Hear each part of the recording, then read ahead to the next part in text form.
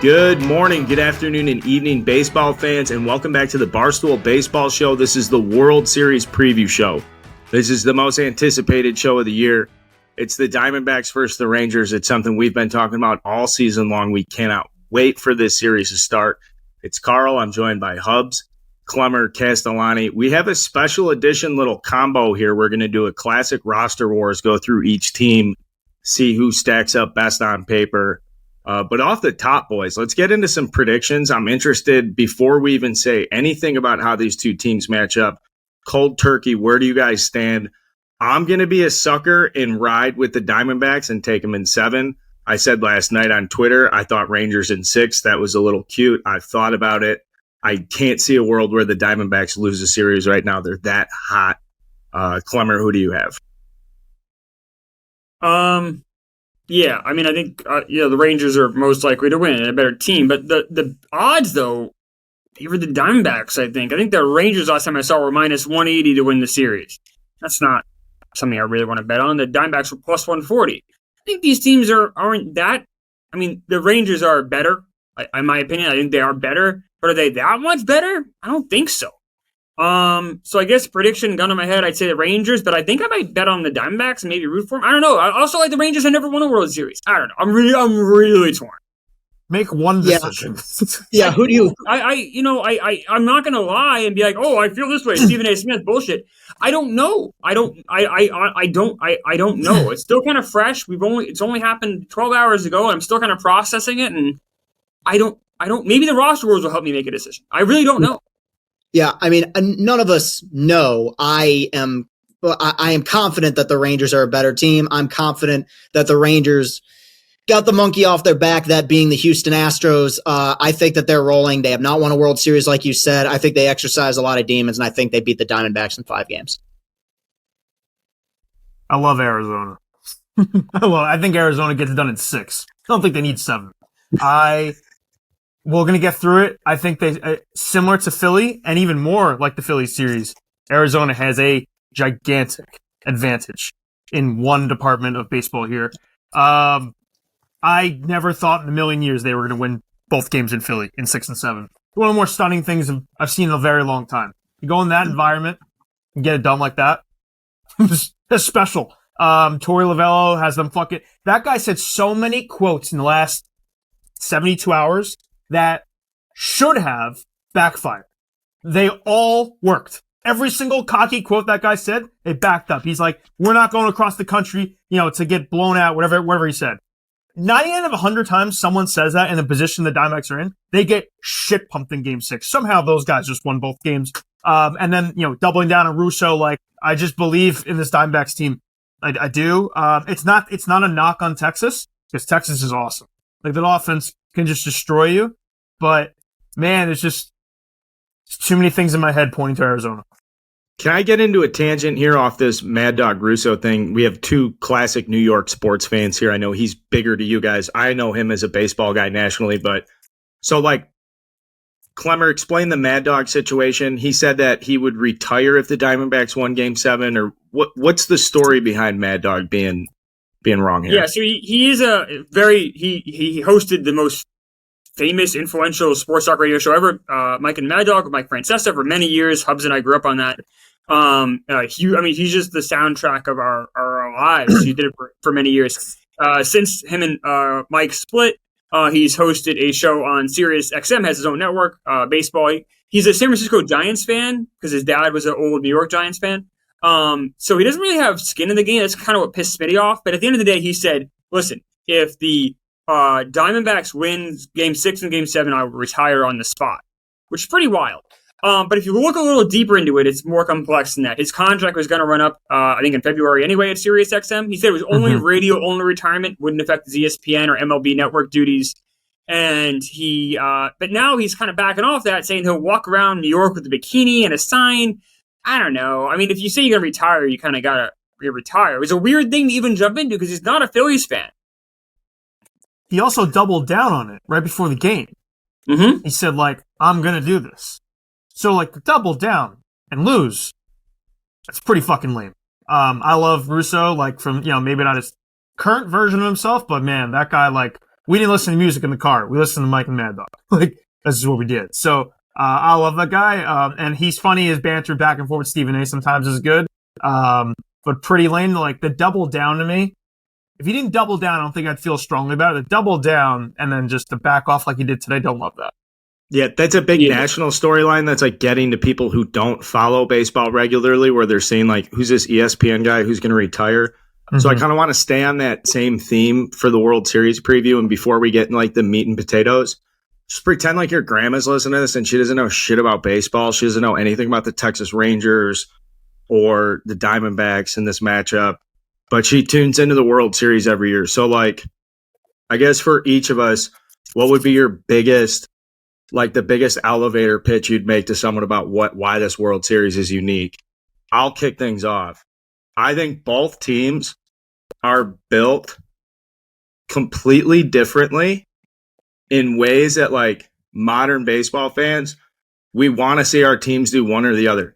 Build up with like young organic guys and a great culture, put yourself in a position where like one day you can go spend a ton of money. Or like the Rangers, they just went out and cut all the checks and got the absolute best players they could. And then we're doing the draft and development around it. Either way, though, both front offices were like hell-bent on rebuilding these teams. Just 2 years ago, they combined for 212 losses. There's many holdover players from both clubs, not as much as the Rangers, but there's a ton of guys on the Diamondbacks who are on that 100-loss team. And it's just awesome that like in a sport that's been dominated over the last couple decades by huge spenders, we're still at a point where it's been almost 2 decades since, or over 2 decades since we've seen repeat champions. And now I've got two completely different teams that have like busted their ass to get to the spot. They battled their way through the playoffs. So I know it's not the sexiest matchup on paper, but I just love the way both these fighters are getting in the ring tonight. If that makes sense. Clever. Yeah, I mean, first off, watch more baseball. I know it's just the World Series, but you should watch baseball all year. It's awesome. Baseball's fun. And then on top of it, this World Series is more exciting than people might kind of lead you to believe. Two small market teams, but each team has really exciting young players. Rangers have Evan Carter. He's 20 years old. He came up in September like 14th. Like, that's awesome. He's been a huge player for them. And they have a third baseman, Josh Young. And then on top of it, you have one of the greatest rookie seasons ever. Now, you can argue, is it better or worse than Fredlin, Ichiro, Mike Trout? You have, in my opinion, Fernando Valenzuela. This is right there with Joe DiMaggio in 1936. Like, especially if they win the World Series, like, it's hard to do much better. I mean, Fernando Valenzuela won, but that was a strike year. So you're seeing a rookie come on the scene that is an amazing story. Like, you have to want to watch. You have to watch this. This is great. It's baseball. Yeah, my elevator pitch would be that neither one of these teams was supposed to be here. And I know to some people that's actually a turnoff, but to me, I think baseball is a sport that lends itself to so much parity. And while we have had a lot of parity in baseball in terms of who's won the World Series, this is the first World Series since 2016, I believe, that didn't feature either the Dodgers or the Astros. A lot of these teams have been, a lot of the same teams have kind of found their way into the Fall Classic. You have one team that hasn't made it to the World Series since 2011, another that hasn't made it since 2001. I think it's kind of it's an opportunity for a fresh start in a season in which baseball itself has kind of had a fresh start with the rule changes, with the pace of play changing. I think that this is a perfect matchup considering the year that we've had in Major League Baseball. Cool. 3 quick things. One, you're seeing with Texas what most teams of baseball don't do anymore, where they let a manager manage. Bruce Bochy has full control of what he does. Roster, lineups, all that. Like, you just do not see that in Major League Baseball anymore. It's controlled by GMs, president of baseball operations people, nerds. You see it all across baseball. The Rangers are one of the very few teams left that gave control to their manager. I think it's very cool to see that still can play and be a successful strategy. Obviously, Bruce Bochy is a goddamn legend. So that plays into it. Another aspect Carl touched on, you have 2 contrasting styles here. And one is benefiting the idea that baseball postseason is a crapshoot, because that's how Diamondbacks got. Like, Diamondbacks aren't supposed to be here, as Chris said. Like, baseball can be a crapshoot. It's why, like, teams like the Yankees don't anymore go nuts with the payroll. They still spend a lot, but they don't go crazy because they have this belief that hey, let's just get to the postseason. Anything can happen. And that's kind of what's happened with Arizona. They just got really hot and they've smoked teams, and good for them. On the other side is Texas, showing you the complete opposite strategy. Buy your way here. Make the aggressive trades. Don't hold back on the young guys and wait for service time. Don't do that. Go nuts. Be aggressive, and it gets you here to the World Series in a very quick time. Like we said, they lost 100 games a couple years ago. Same with Arizona. So it's very two contrasting styles. And the third one, which I just blogged, it's just a great story, like a heartbreaking and heartwarming story. But like Mike Hazen, the GM for the Diamondbacks, came over from the Red Sox in 2016, brought Torey Lovello with him, who was the bench coach at the time. Red Sox players were not happy they lost him. So he comes over in 2017 to be the GM. They win like 90-something games. Make the wild card, get swept by the Dodgers. And then after that, it was kind of whatever. Unfortunately, in 2021 or 2020, Mike Hazen's wife gets diagnosed with brain cancer. 21, he has to step aside, takes a leave of absence. He is still working behind the scenes, but he wasn't present in the facility, and he's working from home. But in the meantime, like all the Diamondbacks, like front office people were helping him out, taking his kids to school, like taking phone calls from doctors because he couldn't like stomach it. Basically, they would hear the news for him. And at the end of in August 2022, she unfortunately passed. He has a decision to make at the end of the year whether he wants to come back in 2023, and basically asked his 4 sons, like, what do you want me to do? If one of you say no, I'm done. I'll be a family man. We'll figure this out. They all want him to come back. 2020 in offseason of 2023, he makes some trades, including the Gabriel Moreno and Luis Gurriel trade, which was awesome and like an absolute home run in every way, sending away Dalton Varsho. He makes other trades at the deadline. He signs a few. He keeps Torey Lovello, who people thought after 21, the terrible season, he may have been let go. All this works to now them just coming to fruition and making the World Series, and it's so cool to see. He's such an easy guy to root for. His 4 sons throughout the first pitch at the beginning of Game 3 against the Dodgers. Incredibly heartwarming moment there. Obviously, he's an easy story to root for, man. I like Mike Hazen a lot, and I'm very happy he turned down the Red Sox gig interviewing for them, and he signed a long extension with the Diamondbacks. So it's very cool. I love you have to sneak in, of course, as a Yankees fan. Good little shot at the Red Sox at the end. And if you guys listen to that and then immediately think to yourselves, go back and nuke the Diamondbacks plus 140 in this series or whatever Clever is pricing it at, because I do believe in the baseball gods. This is just great baseball god stuff right there. And obviously humanity coming together and just good people. It's awesome. Like, I don't believe in the baseball gods, but I mean, you hear all this time, like, oh, work is work, family, like work. No, this is a case where like the Diamondbacks were family to this guy. Like, what a story! Like that and huge credit to Ken Kendrick too, the owner. Like, I don't know, man. Like he made a work environment where that can happen. Where I don't know, if you're suffering from cancer. Cancer's horrible, obviously. My dad passed from cancer when I was young, and like my mom had like like it's so hard. You imagine kids, you imagine everything. Trying to manage treatments it's a nightmare. And the idea that the Diamondbacks were willing to be that accommodating to someone who they cared about, and then he, in return, builds this team. It's a really special story, and I'm glad Hubs brought that up because the Mike Hazen stuff's really, really, really great to hear. Yeah, we speak all the time about culture, and people talk about whether or not it matters because culture has always been a very abstract thing, but you know when it's good, you know when it's right. And I think that this is one of those instances where it's clearly everyone's on the same page, everyone's together in Arizona. I think it's one of the reasons why this team has really kind of come out of nowhere here in October, whether it's Lovello, Hazen, the people in the front office. This is a very tight-knit group, and they've been successful because of that. Yeah, also real quick, Hazen had 2 goals in 2023. He wanted to be a buyer at the deadline, and at the time, actually, when he did get Seawald, it was they were on the decline. It was if they stayed put, or even if they sold a little bit, I don't think anyone would have really like batted an eye. They were aggressive. They bought Seawald. He's now the closer. Like, and him and Ginkel have combined to be this dominant 8-9. So he achieved 1 goal there, and the other one was just play competitive baseball in September, in October. They're in the World Series. So I think, even if they had lost to the Phillies, it would have been a very successful year. I know it would have been a successful year. But now it's like, wow, you're in the World Series. That is very cool. The World Series playing Series, competitive baseball in November. Yeah. the World Series drives. Let me say it like this: the World Series often dictates future actions from other front offices and ownership groups. Not all of them, because a lot of organizations have predefined philosophies and how they go about things. But you see trends and shifts and movements and people trying to get ahead and get the next edge. What's really interesting about this World Series is it satisfies two different strategies to get that edge.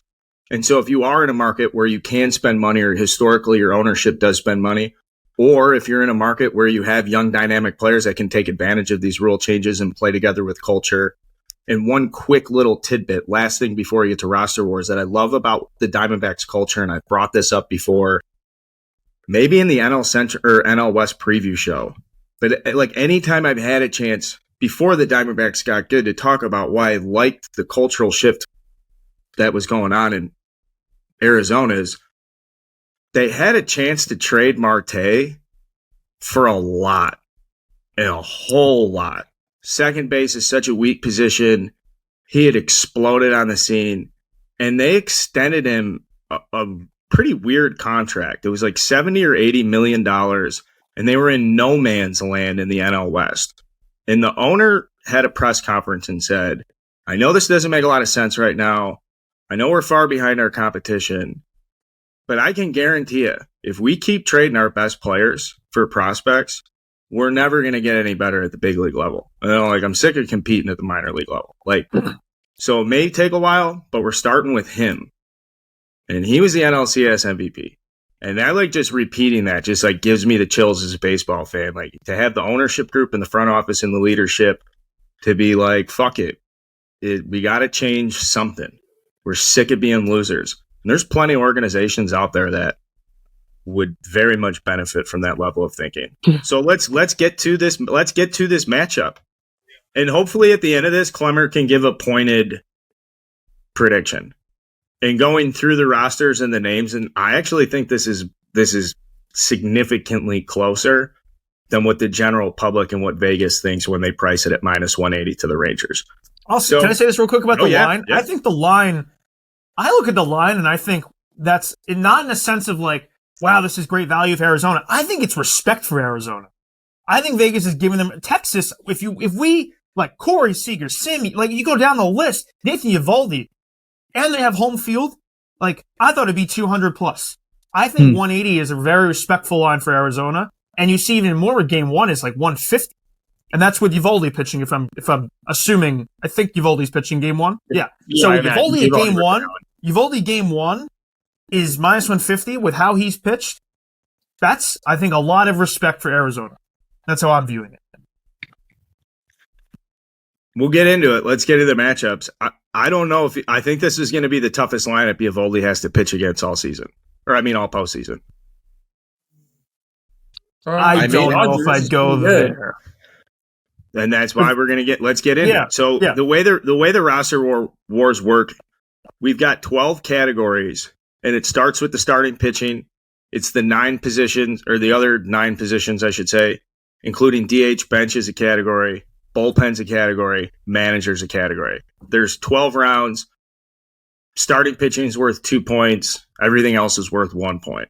I'll introduce the players, and I'll turn it over to you guys. This will be similar to kind of how we do the power ranking show. Clemmer's going to go first. Castellani's going to go second. Hubbs is going to go third. And by the end of this exercise, the idea is we will have picked a position-by-position analysis with a level of consensus that isn't complete bullshit. We're not just throwing fucking darts at the wall here. We start with the starting pitchers because they're number 1 on the lineup card, and we're just going to talk about 3 from each. It's Zach Gallen, Merrill Kelly, and Brandon Pfaadt versus Nathan Eovaldi, Jordan Montgomery, and the ghost of Max Scherzer from the Texas Rangers. Clemmer, who do you like more out of those 3? Yeah, I think you almost have to include the 4th a little bit here because the guy's going to start Game 4. I mean, that's just going to happen. So, Scherzer is by far the weakest of these 6, if you will. The 6 you mentioned. Now, who do you have starting Game 4? Because I don't have the Diamondbacks as a 4th starter. I don't think they have one. They used a bullpen game the last time. So that's why I can't use. That's why we're using 3 guys. If you want to include that does a disservice to the Rangers, who in theory I guess would start either Heaney or Dunning, who in theory would be more attractive than the bullpen game. I don't know. And that's I have one them listed in the bullpen because I didn't think that Heaney started the. It's really just a toss up between Heaney and Dunning. The only reason that Heaney's so bad. But the only reason that Heaney starts game 4 is because he can't come out of the bullpen and he doesn't have the what would I say, repetition or that kind of Well, he came out of the bullpen the end of game 6, right? Or game 7. He pitched an inning. So I mean, if you had a choice, and you were saying, let's put this guy in the better position, would we rather have him start or would we rather have him come out of the bullpen? Dane Dunning is better coming out of the bullpen than Andrew Heaney is. That's what the decision is. I think that's what I see them both as bullpen games because it's not like Andrew Heaney. They're not looking at Andrew Heaney to throw 80 fucking pitches. Yeah. Okay. Right. So that's why I want to keep it to these 3 because these are the 3. These are the guys. That game 4 is going to be a clusterfuck. Yeah, I mean, I guess I got to go with the Diamondbacks here. Then I guess just because Scherzer is such a hindrance. I mean, he has looked. It's not his fault. He's hurt. He had 2 starts. Both were atrocious. Well, honestly, that second start, the game 7, he could have got hit harder. Like those balls were flat right over the plate. Didn't have any movement. The velocity was impressive. Like he was a sitting duck out there. Font. I mean. He was so great in that first start, the second start. He wasn't, but he's good enough. He's fine. And I think Gallen and Kelly are maybe a tad under Eovaldi and Montgomery, but maybe not. I guess I go with Diamondbacks by a hair. Yeah, I'm against that. I'm going with the Rangers just because. And I get what you're saying. I'm not super confident in Gallen right now, to be honest. I don't think he's looked completely right in the postseason. And I'm not going with the whole, I don't think he can pitch in October. I just don't. He's pitched a ton of innings over the last 2 years. I just don't know how the body is right now. Whereas with Montgomery and Eovaldi, it feels like they're getting better. And I think, what's amazing about the NLCS is that the Diamondbacks, all 3 of those games they lost were started by Gallen and Kelly, and they still found a way to win. With the Rangers being, I don't see that happening 2 times in a row. I think with the kind of groove that Eovaldi and Montgomery are in right now, those are 2 guys that can win 4 games in a 7-game series for you. And because of that, mainly, and I have a lot of question marks about Scherzer, but mainly because of that, I think those 2 kind of carry me and make me pick the Rangers. So now I make the call. Yep. Look at that. Eileen, Texas. Eovaldi is just such a guy that I don't think Arizona has a guy, it should be Gallen, but we haven't seen it. But I don't think Arizona has a guy where I truly fuck, he's pitching. Eovaldi is that guy. And Jordan Montgomery has pitched very well for the most part here. I'm terrified of Scherzer, but I think having the guy who instills fear in me if I'm facing him, and it's just if you're down 2-0 to Eovaldi, feels like 6. Feels like 7. I don't like that. And you're going to get multiple starts out of him, obviously, from the jump. I don't know where Gallen is. Is Gallen going to pitch game 3? Pitch game 1. I bet he pitches game 1, yeah. Oh, right. I forgot how much time was off. I think they announced it. Okay. The time, I don't know. I lose track of days off and shit. I would lean a little bit to Texas, and the reason it's not a lot of it is because I don't trust Scherzer at all. Even if Max looked a little better, it's just because I just don't trust him at all. On the flip side, though, I know Merrill Kelly looked good in his start in Philly recently. I don't really trust him. I just don't. And Fott is a little bit of a wild card because he looked great in this Philly series, but how much long? For the most part this year, as Clemmers referenced, he wasn't that good. He's had really good stuff. He had really good stuff in the NLCS, no question about it. But I would favor Texas by a little bit. That's. He has been better since August. He changed the mechanics. He had a 4 ERA in August. That's not world shattering, I know, but he was at least competent from August on. And then he even had that nice start against the Dodgers. But that first start against Philadelphia, he was as unhittable as anyone has been in this entire postseason. So if he can lasso any of that and come back, I don't know. Yeah. So there you go. Hubs called it. I had this as a coin flip and not any position to make it a tie here or strongly argue for the Diamondbacks. If I had to power rank these 6 in the ways that they match up, I think Montgomery might match up better than Eovaldi. I think these guys are going to have a hard time with Jordan Montgomery because he can attack the strike zone in so many different ways. Yeah. And for guys like Carroll and Marte, that's very troubling the first 2 times to the lineup. I don't know if they'll be able to get that spark plug against Monty like they were against the Phillies when all right, see a fastball up. They're going to get – I think Monty's really going to dial in and have a big World Series.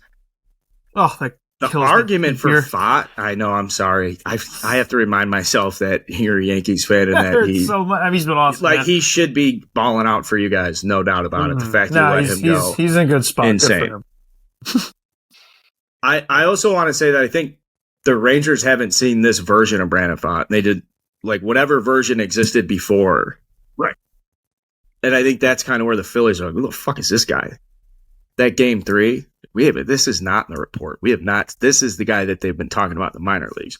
And I think the growth for him at this time of the year can be exponential. So, like, he could go out. I would give him a slight edge over Scherzer in a matchup just between. Oh, yeah. I'd say more than slight. Yeah, Scherzer's 6 to me, but Eovaldi and Monty. Eovaldi's 1, and I think Monty could pitch better than all the guys on the Diamondbacks. So, like, I don't know if I'd give him Gallen, but I think the gap just because Gallen's looked flat. But on more on that, like, I think the gap between Monty and Kelly is significant. Ooh, I trust Monty way more than Kelly. Clemmer, was that a frown, or is it just pixelation here on my end? And am I not just thinking? I'm just kind of processing it all. I don't really have a strong opinion either way. I'm just kind of listening to you guys and mostly agreeing, honestly. I'm doing my best to not sour Gallen too much because he just had a rough series against the Phillies. I'm trying to not. I want to believe that he's not tired and he just, like, ran into some really hot bats and they were just on his shit.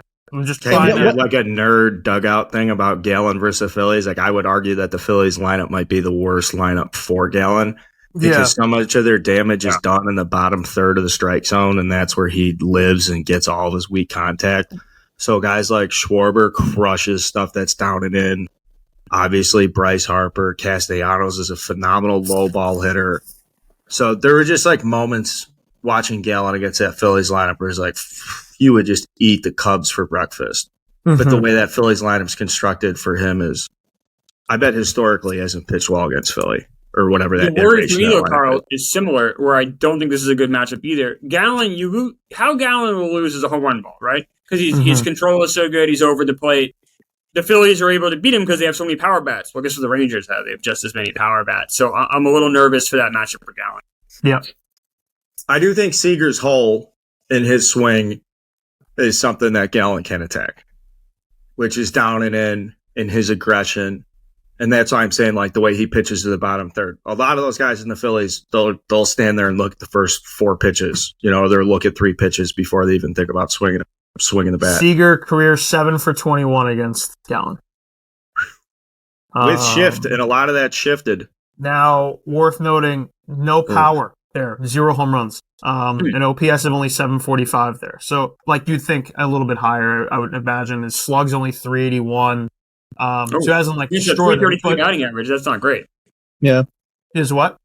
Against a 333 batting average, a 381 slugging is not very good. Right, is what I'm saying. It's like he hasn't got Simeon good numbers. 5 for 8. Obviously, that's not a whole lot, but Simeon 5 for 8. Still good, man. 5 for 8 is better than 1 for 8. No, it is, but 21 at bats to 8 that's a bit of a larger sample size. But yeah, those 2 guys. Everyone else, not a lot of success. So we're saying Texas here in a coin flip, but they are getting 2 points for it. Eovaldi has the gene. Of all the guys talked about, Eovaldi has, like, the most. Yeah. Let's go to number 2 on the lineup card. Let's go to the catcher. I think this might be closer. Jonah Heim started for the All-Star for the American League, 28 years old. I think this is his 3rd professional team. Bounce around defensive, guy-minded first, has kind of settled in as more of an offensive threat. I believe he hit 6th, 7th in the lineup. Meanwhile, Gabby Moreno's hit 3rd, 4th. He came over with Gurriel in the Dalton Varsho trade with the Toronto Blue Jays. It seems like he's gotten better as the moments get bigger, as the season's gone on. Is this like the young, didn't know his head from his butt cheeks in May catcher? Is this a guy who's, like, just in the thick of things? Personally, I would love to hear you guys talk about this one because I have a pick. I think it might be a little too sexy. I'm not sure. Clemmer, who do you have? I have Jonah Heim barely. I mean, this is very close. Heim, I guess, just because of the body of work is a little bit more like complete. But I mean, look at the OPS plus. Moreno's 104, Heim is 103. You know, Moreno has a great arm. Heim's decent behind the plate. He's fine. I don't know. Heim, I guess, but I mean, I could be swayed.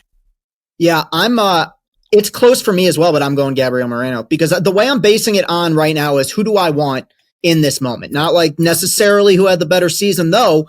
I mean, if you're somebody who pays attention to WAR like I do, Moreno actually a better season, 4.3 WAR according to Baseball Reference as opposed to 2.9 for Jonah Heim. Really good numbers for Moreno in the postseason so far. OPS well over 800. Didn't have the greatest series necessarily in the NLCS, but was really good in the previous 2 rounds. And also, I think at this point in the season, especially with the new rules being what they are, having a catcher who can prevent runs and keep guys at bay on the base paths is a really big deal. I think Moreno provides that more so than Heim does. And this sounds weird to say, but like, the Rangers have enough power bats. I know that's kind of bizarre, but like Heim is just, to me, he fits really well in that lineup. I think that what we've seen from Moreno so far in the postseason is a catcher really capable of impacting games. A catcher who was, I think, like a top 20, 30 prospect when he was with the Blue Jays. That guy came through in the postseason so far. So I'm giving the slight edge to him. I go slight edge Moreno. Just like what I've seen Carl kind of go more of you, where it seems like he's getting more comfortable at bat in the postseason. You're seeing like a young kid really like following himself and be like, oh, like this is what it's like. I'm good. And I, maybe a little bias. I picked him as an impact player last series, and he came through for me. So I'm going to reward him again. Give him the slight edge. That's not like a disrespect to Jonah Heim because it is pretty close. But if I were to go one or the other, I go Moreno.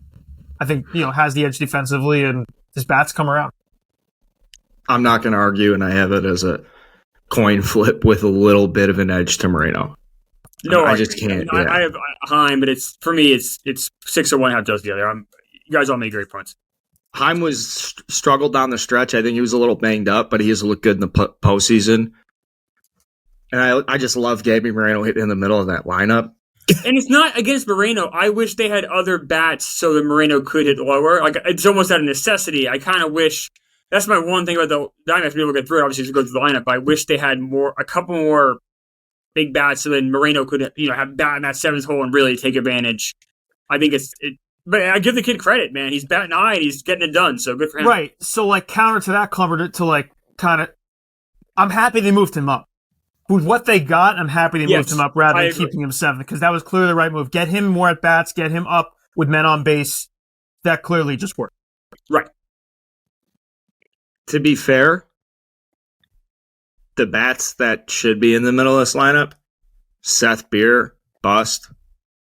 Pavin Smith, major regression. They traded Dalton Varsho, who was a guy who could, maybe not hit in the middle. Last year, he certainly was. They've got all these speedsters. I can't wait to talk about the outfield. But again, we have just to score this and we keep everybody on track here. We got the Diamondbacks picking up a point here in the catcher spot. Coin flips, guys. These are coin flips. I got another coin flip for you, and it's over at first base. Christian Walker is just about the best defensive first baseman, one of the best defensive players, period. Mm-hmm. Also hits in the middle of the order for the Diamondbacks. Versus Nate Lowe, who just looks so creepy and good in the thin mustache and the turtleneck, and the hat looks goofy like it's 1950. I really like him. He's gotten better defensively, won a Silver Slugger last year. He struggled down the stretch, but has looked good in the playoffs like every other player in that lineup. Clemmer, who do you got in this matchup? It's Christian Walker, but it's really close. Walker's exactly what the Diamondbacks team needs. Is this like pure power bat, and he does that. He's excellent. I mean, but that's not Lowe is better at getting on base, so he provides that value. The Rangers, which is exactly what they need. They need guys that can get on base, so the other power bats can pick them up. So both teams have the right guy for them. But for me, it's very slight edge. These are very close. I really like. I don't even like making a choice with these first, honestly, especially these first 2. Yeah, we're in agreement. Very close. Lowe's had a great year. Christian Walker, the last 2 seasons, has quietly been one of the best first basemen in the entire sport. I think averaging a 4.5 WAR at first base. You bring up the defense, and it's something we'll talk about as we continue to go down this list. the Diamondbacks as a team defensively have an edge on almost any team in baseball. They had a historically good season as a defensive unit this year. Walker's got a lot of experience. He's been around there forever. I think the only player on the team right now that was also a part of the 2017 team that made it to the postseason. Neither one of these guys has had a great October, but I think, and again, well, I don't want to tease what we're going to talk about next, but I think with the Rangers lineup being as powerful as it is, one of the key factors of this series will be how do you prevent runs? And I think a big part of that is making sure that your defense knows what they're doing. I think that even if Walker struggles a little bit, what he can provide with his defense at first base gives him the edge over Lowe here. Yeah, Lowe's one of those guys. We were just talking about, like, it'd be nice if Moreno hit 7th. Like, Lowe is that kind of guy who's like, that's a nice little 7-hitter they have. Yeah. What? I was like, full agreement. It's a very nice 7-hitter. Yeah. It's just awesome. It's just a good guy to have down there. That being said, defense puts it over the top with Walker and the power threat. He hasn't really shown it. I think he only has 1 homer this postseason. Right. But I think the potential for his power, along with the defense, I give Arizona the edge here. Yeah, I've got Arizona. I've got Christian Walker. The glove's a difference maker there. Lowe does it lower in the batting order, and he might end up having more RBIs or runs scored, but they're going to ask more from Christian Walker. Yep. And you know what? And I talked about this in the preview for Game 7. Like, the reason the defense at first base is so important, sure, over 162, it's going to save you so many runs. But in these moments of the playoffs, these pressure-packed moments, like when those pitchers are running over there to cover first base, like they're shitting their pants. Like it is completely different. It's not, and if you can minimize the amount of like volatility, or you can minimize the errors and the mistakes and the extra outs, and Christian Walker doesn't just like ensure those boneheaded plays don't happen. Like he makes the spectacular plays, which matters with the shift. Matters when you got to hold runners on and you got to jump off and fucking play, and you got to play defense even with the bag against Corey Seager and Nate Lowe. And so there's my compelling argument for Christian Walker. Comes down to the glove for first base. That's how close this is. Second base. Is this another close one? I mean, Marcus Semien is the best second baseman in the American League. Ketel Marte is probably the best second baseman in the National League. Am I missing someone off the top of my head? Ozzy Albies, maybe, but Mookie Betts when he comes in from the outfield. Yeah. Like that's basically what we're talking about here. And they do it completely differently. Marcus Semien might be the most fundamental player in baseball. And Ketel Marte is a guy who didn't need the rule changes to be dynamic. Yeah, I feel like a character in that movie, The Room. Like, you're tearing me apart. Like, I don't know what to do here. Like, I don't know. Marte, I mean, these guys are both awesome. They're both like equally great. I don't know. Marte's red hot, so him. I mean, there's no wrong answer here. I don't know. Okay, well, how about this? It's a fantasy baseball draft. It's a real baseball draft, Clemmer. You're on the clock. You need a second baseman, and you have a pick between these two for a 7-game series. Would you rather have Marcus Semien or would you rather have Ketel Marte? I think you have to take more of that into it. So, like, I think how they're playing leading into it doesn't matter. Like, Marte's so that's red hot. The exercise we're doing right now. So take how they're playing into it. Yeah. I can figure things out once in a while. I understand what we're doing, but unfortunately, sometimes they're in life. This is a life lesson for you guys. For everyone listening, sometimes there isn't a decision. Sometimes sometimes it just doesn't matter what you do. It just isn't a decision. And you have to be at peace with that. And I think Marte's red hot right now, so I'm going to go with him. If I was picking, if it was a giant expansion draft, I would take Marte. It's 3 years younger. That's not what we're doing here. It's the next 7 days. The 3 years don't matter. It's Marte for me, but it's barely. And if someone says Semien, I'd be like, yep, you're right too. It's hard to go against a guy who had a 7.5 WAR this season, but that's exactly what I'm doing. Marte, obviously NLCS MVP, postseason record for consecutive games with a hit. Clemmer, you brought that up a few days ago, and he kept that rolling yesterday in Game 7. Obviously, the key reason why they ended up winning that thing. But ultimately, the reason why I'm going with Marte isn't so much that he's been hot. It's that Semien in this playoffs has been awful. Like, I mean, in the 12 games he's played, his OPS is 507 right now. He's batting 192. I mean, the fact that the Rangers are where they are, with him essentially being a non-factor at the top of that lineup, he's only got 2 RBIs this entire postseason. Pretty miraculous. Now you get a few days off. Could you turn it around? Yeah. I mean, I'm not counting Marcus Semien out. The guy's consistently since 2019 been one of the best players in baseball. But Ketel Marte, he's a franchise guy there, for them, and he's been there for a minute. Wonderful player, red hot, giving the edge to him right now. Yeah, I won't argue that. Every time Ketel Marte gets to the plate, I think he's getting a hit. It's like, oh, here comes an RBI single. And it happens every single time. So I respect Semien. He's been nice. Marte's been on fire. You got to lean Marte. I was hoping somebody was going to pick Semien because I have Semien, but I'll take Marte. The reason I have Semien is he's better with the glove. That's it. They both had pop. Coming into the playoffs, Semien had a 371 career average in the playoffs. So he's a little cold right now. Everybody else on the team's hot. Makes me nervous. You see a guy like that get cold for a little bit. Like, is he going to be bad? How long does that guy stay bad for? And again, fundamentally, technically, like his shit doesn't slump for a long period of time. He gets into these zones where like he can get absolutely red hot and the slug goes through the roof. But the quality of that bat typically is pretty high for Marcus Semien.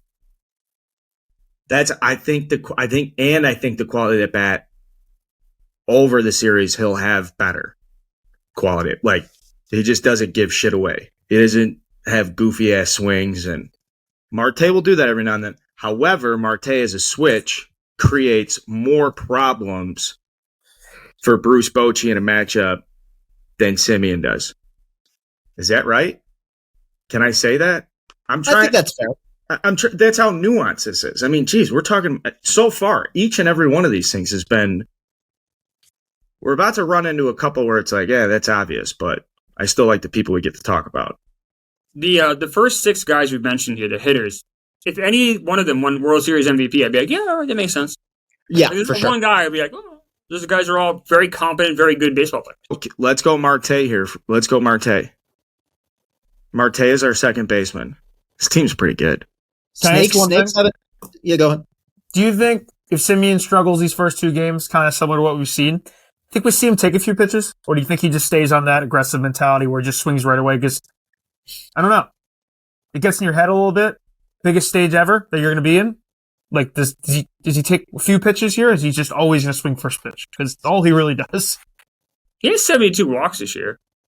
Yeah, but like he's always swinging. Like, you can work walks by swinging first pitch or whatever, but he really, that aggressive approach is somewhat failing him right now. Like, I do wonder if he gets in his head a little bit and he starts to. Well, the good news is he's facing Zach Gallen and Merrill Kelly, guys that throw the ball over the plate. So if you keep hacking, maybe you'll run into one. Yeah, I don't know. Yeah. Realistically, the answer is no, and he's just going to keep doing what he's. He should. If I was thinking, he's been so successful. It's hard. I only said that because baseball is so mental that like you can get inside your own head with struggles continuing, and if you're on the biggest stage, you might switch something up. I wouldn't. I would hope he wouldn't, because that is what got him here, and that's why he's just 7 WAR and all this shit. I don't have the numbers in front of me to stake my reputation on this. The Rangers swung at more first pitches in that Astros series at probably a 2x factor than they did in the entire season. Whatever the percentage is, if guys swing at it, like 15% of the time, they were swinging 30% of the time. And I think that was just they had to get in that Astros bullpen as fast as possible to win that 7-game series, and the only way to do that was to slug your way into it. I think they might have a different approach here I can absolutely see a patient approach early in the game. At least from Semien. I don't think Seager backs off of it. But I can see Semien getting in there because just like a lot of the twos, like, have you seen these guys before? Texas and Astros have so much familiarity. And we talked about that a little bit with the Javier start, where it's like, just get out there, just jump on it. First thing you see, just jump on it. I would be surprised if Texas had that same philosophy. We'll see. Third base, Josh Young versus. We're going to use Evan Longoria here. I know that Emmanuel Rivera, who got traded for Luke Weaver, it got some playing time in the NLCS. And I know that he will be platooned in some capacity and get some playing time. But For purposes of the conversation, I don't think it really matters who we put in from the Diamondbacks. Like Josh Young is the pick here, but I do want to talk about Evan Longoria. So, Clemmer, what do you remember about Evan Longoria when he first broke in the big leagues? Well, this is a twin story in a way, where like with Corbin Carroll, you have a team that has been bad for a while. A rookie comes up, and the whole team changes on a dime. They end up getting their way all the way to a World Series. So it happened with Longoria's rookie year. They went all the way to the World Series. They lost, but they got there. And now we're seeing it with Corbin Carroll. And how remarkable is it that Carroll's teammate is Evan Longoria, the guy that has a similar but very rare story. I love Longoria a lot. Like I enjoy watching him play. He's a hell of a player. He's obviously this year. I mean, he's there for leadership, and he's fine, but he's not very good anymore. He's not good at all anymore. He's fine. But Josh Young, obviously, different stage of his career. Longoria, borderline Hall of Fame, won't make it. Should be obviously a Tampa Bay Ray, with the greatest player in their franchise history. Easily. But obviously, the answer is Josh Young. Yeah, I'm really happy for Longoria, man.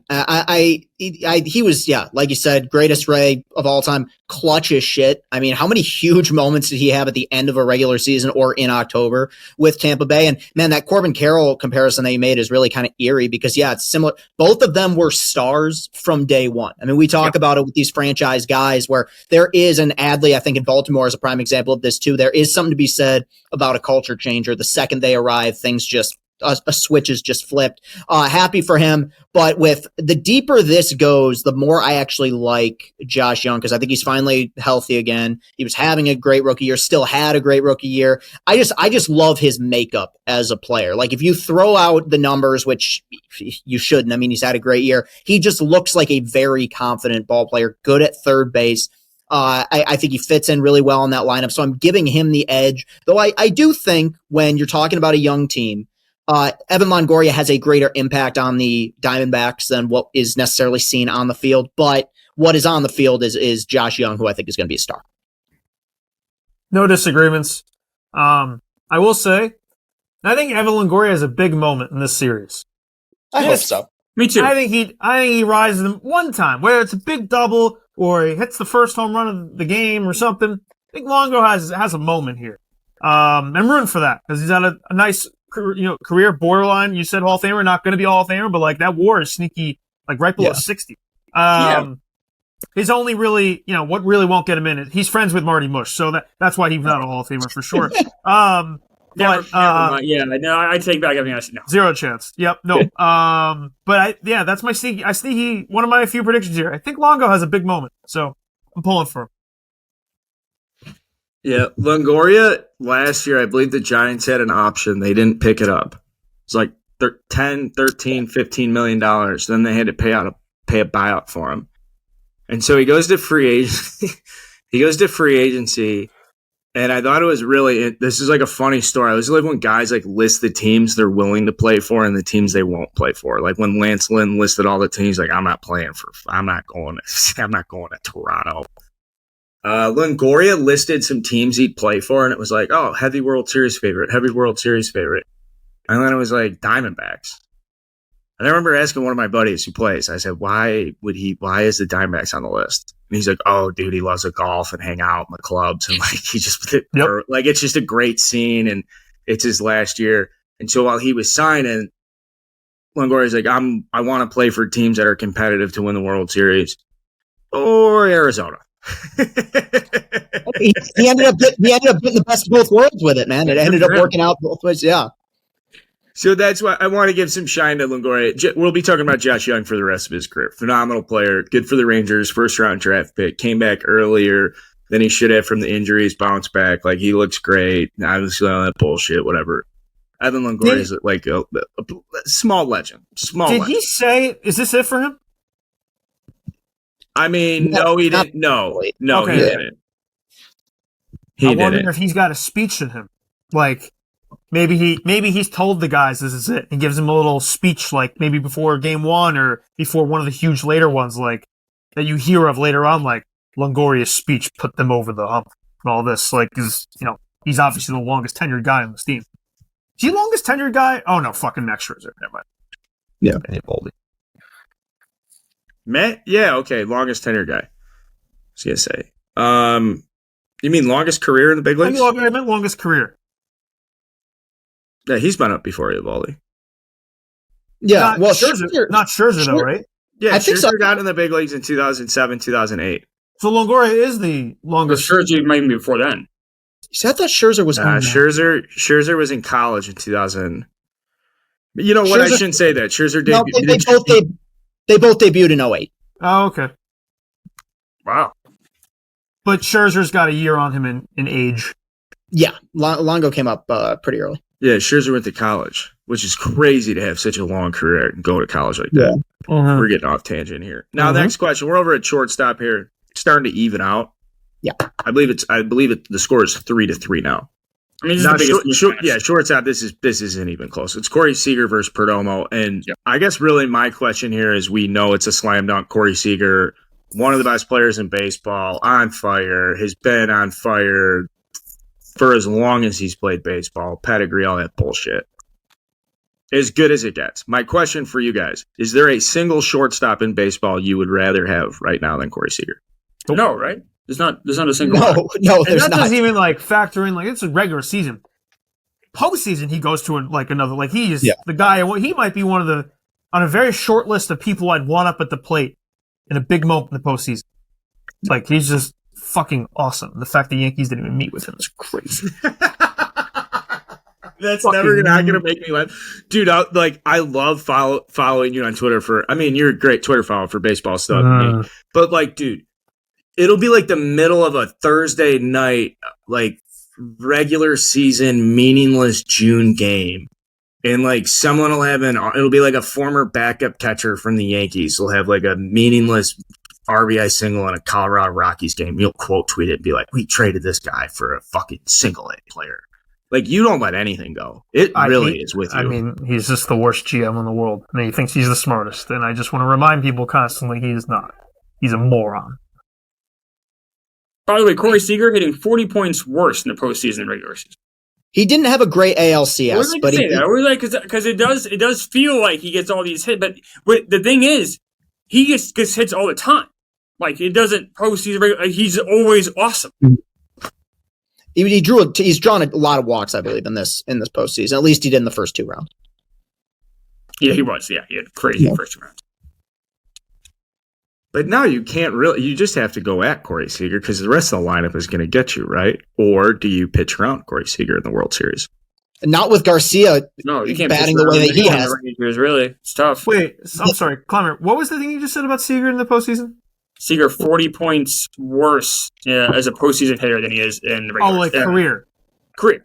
Oh, okay. I was going to say, this postseason, he is playing better than, and which is hard to say.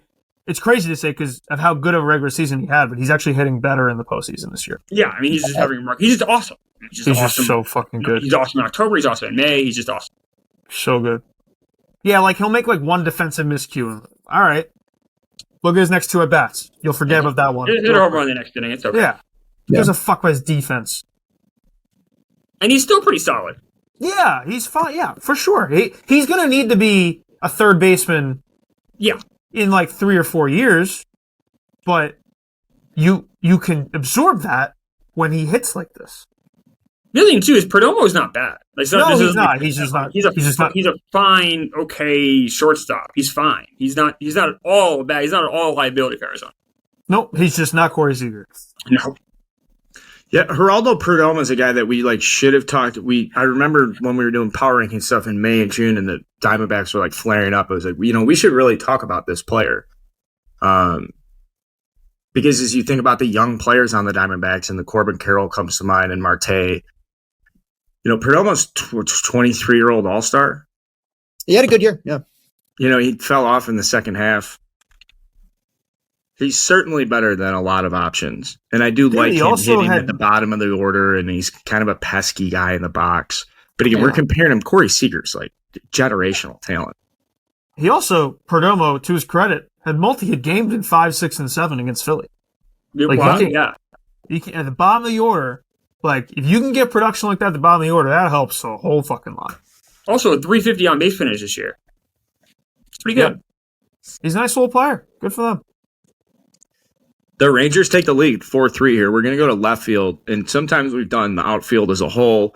For this, I want to go position by position, and I'm going to make some assumptions here. we're going to put guys on the bench. Just for the starting outfield for the Diamondbacks, I've got a Gurriel in left. I've got Alec Thomas in center. I've got Corbin Carroll in right. The other option is Tommy Pham in right and Corbin Carroll in center. But that's against left-handed pitching. I think we're just going to take like the right-handed pitching starter and then consider Pham more of a bench player. Are you guys cool with that? That's fine. Yeah, that's fine with me. Yeah. All right, so we've got Gurriel came over from the trade with the Blue Jays with Moreno for Dalton Varsho.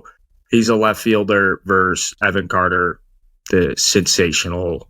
And this is poor Gurriel because he's a solid left fielder, and there aren't a lot of good left fielders. Like, he's solid. It's very hard to get a great left fielder in Major League Baseball. Most of them are like just pretty good. You hope they don't suck. Yeah, this is tough because Carter came back to earth a little bit in that LCS. So I'm a little just the sample size is so small with him. Like, who do I have for this series? I guess it's Carter, maybe. I don't know. Yeah. Honestly, this comes back to it. I don't mean to keep being vague, but like, you guys know me. I'm not afraid to make an opinion, and I love doing it, but I just don't have some of these that's that close, and there's reasons for both. Gurriel is very competent. Maybe you want to go that route because you want that competent guy that you kind of know where you're going to get. Where Carter, there's so much unknown. What would you rather have go into a World Series? I think both teams have the right guy. Like Gurriel, the Arizona needs as many competent bats as possible, and the Rangers have enough great bats where you can take a chance on Carter. So both teams have the right guy. I'll go with Carter. I don't know. It's very tough because do you go with the hot hand or do you go with a guy who did have objectively a very good year? I mean, that was the trade of the offseason. That impacted the way this year went for both the Blue Jays and the Diamondbacks. Diamondbacks definitely not here without Gurriel and Moreno. But man, it's tough because like Evan Carter's going to have a wonderful career. But there is part of me that's like, how much of this is sustainable for another 7-game series? I mean, the guy was gangbusters in the 20-plus games that he played in the regular season, OPS over 1,000 so far in October, even with his kind of not so great LCS, still a 987 OPS so far in the first 3 rounds of October. It's tough because I do really like Gurriel. In fact, I like that family. I think both those guys have had really good careers. I'm gonna give the edge to Carter here, just going with the hot hand. But Gurriel's had a wonderful year and has been a key presence for that team. Carter. Fuck! It's not by a lot, but at Carter, he's just cool to watch. Like, it's cool to see a young guy be this good right away and handle moments, and he's really never struggled at any level of baseball he's ever played. I think he'll have a nice little World Series for him in his first year. Goddamn. And it's not a slight to Gurriel, like you said. Like, man, that trade really gave them the boost this year to start the season. But I go Carter. I like Gurriel because he's a 30-year-old Cuban with like 15 years of professional experience. Like, this is his moment. Evan Carter is like not even like trimming his pube hair. But isn't there kind of an advantage to that, though? The too young to know any better type of thing? No. He's playing baseball at the end of the day. I mean, Gurriel's been awesome Gurriel's been awesome in August and September. Not so much in the playoffs. You talk about being his moment. His on-base percentage is not great in the postseason. It's .263. That counts the 2 for 8 he had that in 2020, but like that's not great. Like, he hasn't really elevated that great moment yet. Maybe he does if he was World Series MVP, I would not be shocked. I got one for you guys. This is why you dig for the stats. Gurriel's high leverage in 117 plate appearances, high leverage, is hitting .339 with a .376 OBP and a .688 slug. So over a 1,000 OPS in moments this year defined as a high leverage. Does that move the needle for anybody? No. Fuck you. It's a great stat, but I'm still going Carter. Carter's high leverage. 840 OPS with 2 outs and runners in scoring position. Does that matter? Carl, yeah. Carter is high leverage. Don't ask me how many at bats. 429 with 500 on base. Fuck him. Yeah, with Carter too, everything's been high leverage. If he's on the Rangers, they probably don't make the playoffs. Exactly. He's up in every fucking big moment. He has to be up at the plate. This poor kid has been like basically thrown into the wolves from the second he got called up. I wonder how it's going to affect the rest of his career. I love seeing stuff like that transpire. It only helps, man. It can only help. It has to. There's no way it hurts, especially it hurts if like he struggles in the big moments, obviously. Like that could fuck with your head. He's gonna go into the offseason assuming like he's not fucking woke this series. Like, what's the 3? What? He's going to this offseason as a 3-hitter. He's walking around. He's going back home, hanging out with his buddies from high school. They're going, dude, you hit 3rd for the Texas Rangers. He's like, yeah, I know. How about that? Dude, who are you? What's going on? Like, yeah, I'm the fucking man.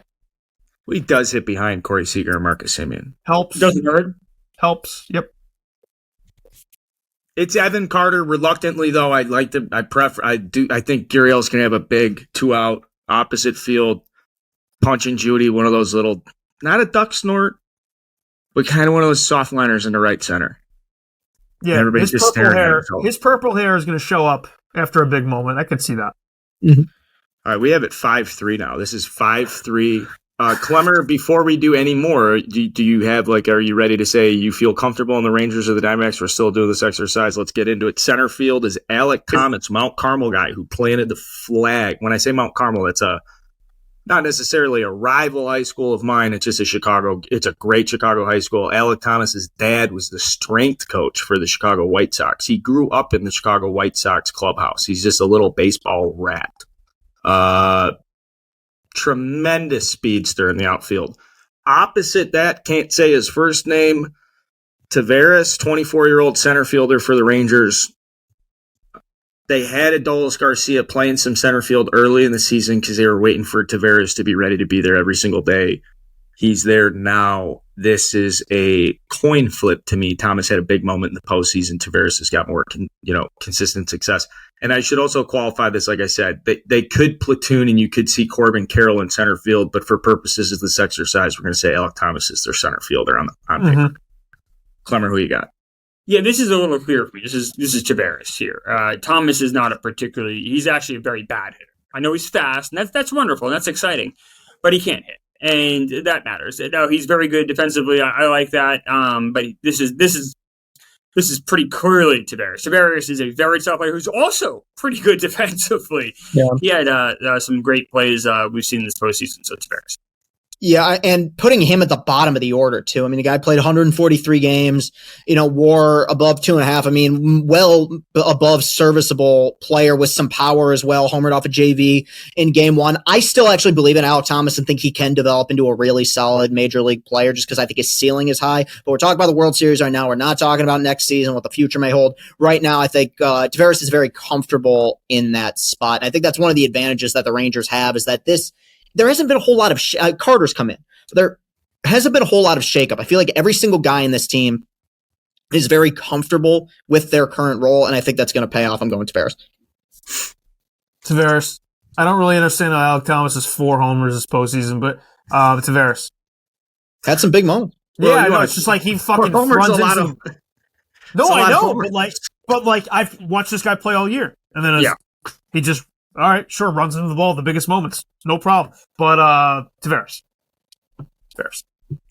Alec Thomas has a 576 slug this postseason. Yeah, so what's happening? Career slugging percentage of .359.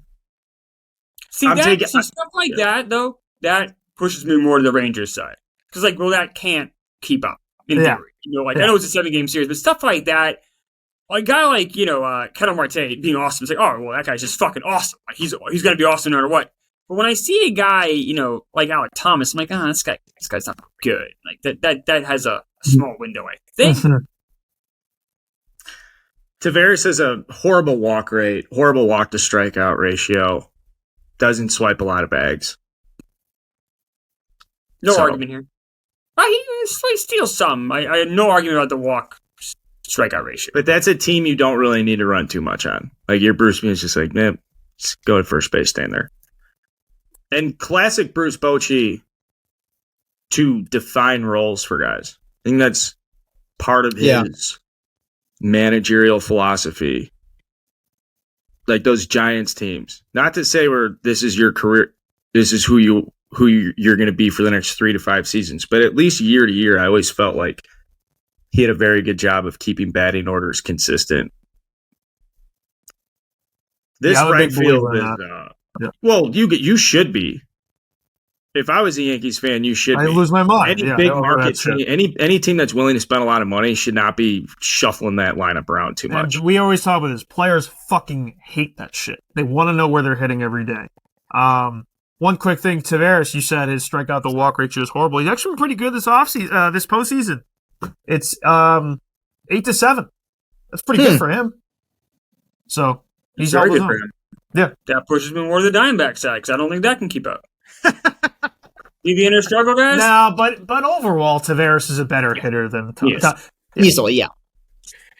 I would, Clummer, honestly, like, I want you to get, even if it's just for a year and it's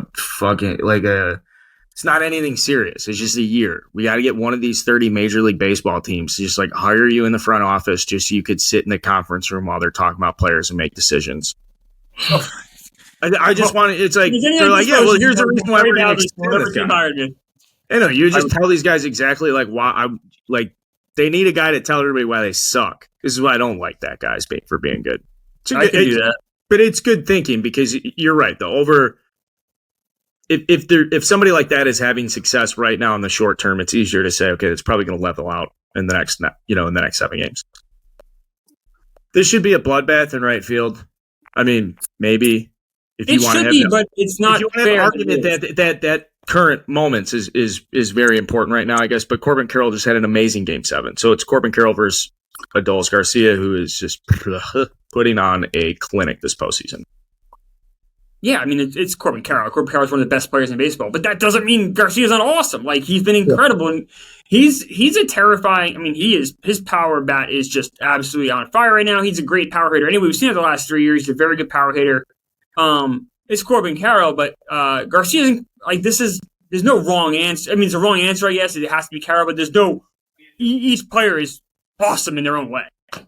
Yeah, 100%. I mean, it's hard to go against a guy who just had one of the greatest championship series, like maybe ever. I mean, especially that Game 7 performance. I mean, he went off, but yeah, I mean, there is something, there is an energy that Corbin Carroll brings that like only the great ones truly bring. You saw it in that Game 7, and look, he didn't have some great championship series, but I think Corbin Carroll and the way that he plays is very reflective of the season the Diamondbacks have had, where even when things have kind of gone sideways, it seems like there's that 3-for-4 game in there somewhere to kind of turn things around. And also we'll see how it plays out, but Corbin Carroll, for somebody who swiped a lot of bags in the regular season, he was relatively quiet in the championship series with the Rangers starting pitching being what it's been, with Eovaldi and Montgomery being as dominant. I think they're going to kind of cut him loose and have him try to swipe a few bags and really make a difference in this series when he does get on base. So that's just an added layer, another factor that makes. If I were the Diamondbacks, I would have a team meeting before Game 1. I know where this is going.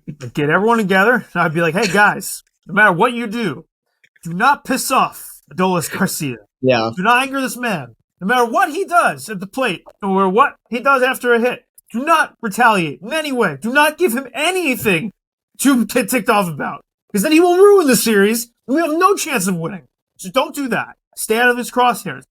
I don't know if he's going to cool down a little bit over these next few games because he doesn't have like this murderous rage to destroy everyone in sight. So for that end, I am leaning Corbin Carroll. Corbin, as Chris pointed to, and I did couple shows ago, like, realized he's really fucking fast again, and yeah, he ran. I don't know why he didn't do this games 1 through 6. I know Real Muto has a good arm. Guess what? Didn't fucking matter. That's how fast Carroll is. That being said, Eovaldi's quick to the plate, and Montgomery can hold on runners pretty well. You get later in games, let's say Aroldis Chapman comes in to pitch and Corbin Carroll is on first, he's on third. That's how bad that's going to be. So Carroll needs to run a shit ton in this series, and I think Moreno's got a good arm, obviously. But I like Carroll, the way he brought speed into game. I mean, they all did, right? It's like they're like, okay, guys, let's unleash it for Game 7. But like they can wreak havoc on the bases. Carroll, obviously, 54 stolen bases, and fouled the bat in Game 7. So hopefully that helps him mentally into the series. Unless they piss off Garcia, and then my answer just goes to Garcia. But for now, it's Carroll. You know what I like about Garcia? After he got after Game 5, they asked him before Game 6, like, "Oh, how you doing?" He's like, "You know what? I probably should have just went to first base. I shouldn't have gotten Maldonado's face. I should have just went to first base. And he had the wherewithal to say that, kind of say, like, no, I was wrong, And then he just took it out on the Astros. Like he did it with his bat. He didn't do it with any other demonstrative things. He just basically just mashed the hell out of the ball for 2 straight games. I like when someone can be like, I kind of fucked up there, because we all fuck up, and it takes a mature adult to kind of admit that. So I like that about him, and then I like that he also got his revenge. That was like the best Game 7, period. Individual revenge. Yeah. Hubs, I love the opening comment there. Don't piss this guy off. What are we doing? And when they show him in the on-deck circle and he's just like waving that fucking steel pipe around. And they talked about it going into that series. They're like, it's not a lot of personality with this Rangers lineup, right? Corey Seager keeps to his own. A lot of these guys, and then there's Adolis Garcia, who's the complete opposite, and he brings it.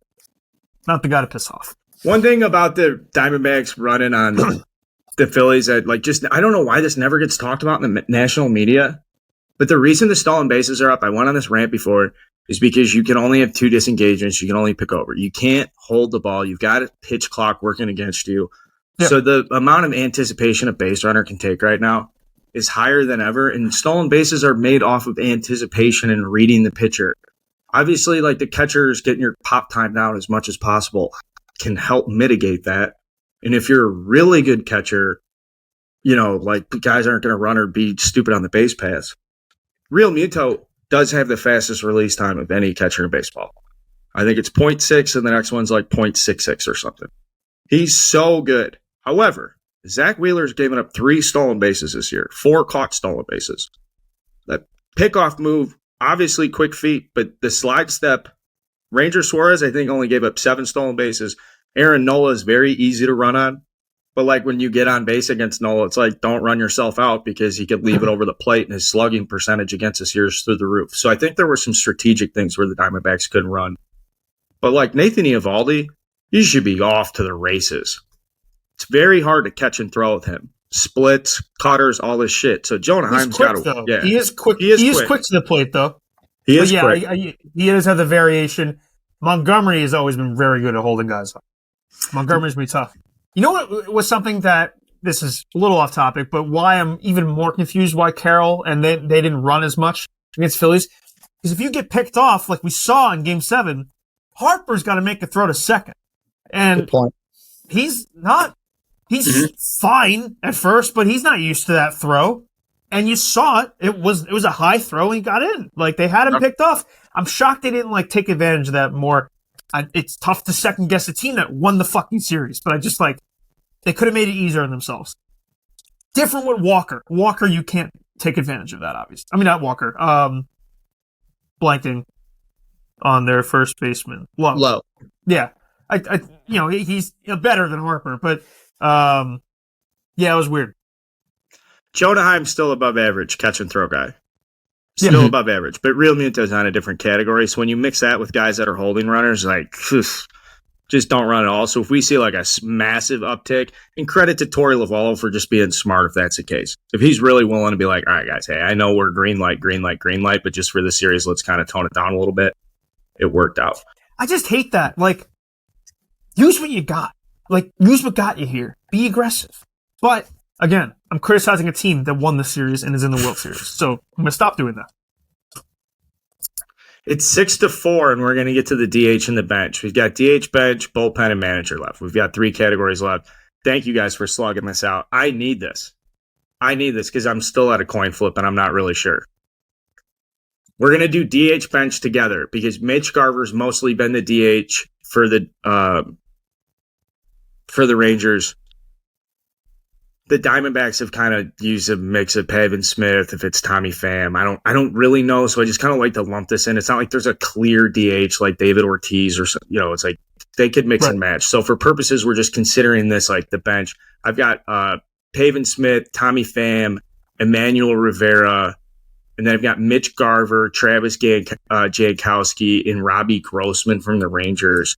Does anybody want to add another bench person? These were the top 3 that I could think of that would get significant moments in the series. Not that I can think of. Right. We're at the point the Rangers don't really use that much of a position. They don't really use their bench. No. The benches on these teams both kind of stink. Thank you, Mhm. Connor.